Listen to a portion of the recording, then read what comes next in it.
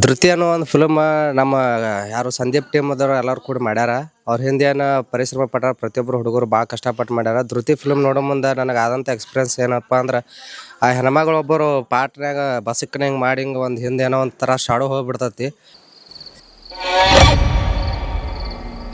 ಅದನ್ನು ನೋಡಿದಾಗ ಅದಕ್ಕೆ ತಕ್ಕಂಗೆ BGM ಹಾಕ್ಯಾರ. ಅದನ್ನ ನೋಡಿದ ಮೇಲೆ ನನಗರ ಫುಲ್ ಒಂಥರ ಅಂಜಿಕೆ ಬಂದುಬಿಡ್ತು. ಆ ಥರ ಫಿಲ್ಮ್ ಮಾಡ್ಯಾರ. ಆ ಸಣ್ಣ ಸಣ್ಣ ಹುಡುಗರು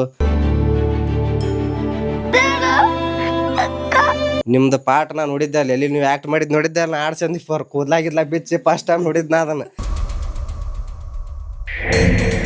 ಎಂಡ್ ಆಗೋ ತನಕ ಒಂಥರ ಏನೋ ಒಂದು ನೋಡಬೇಕು ಕ್ಯೂರಿಯಾಸಿಟಿ ಇಟ್ಟಾರ.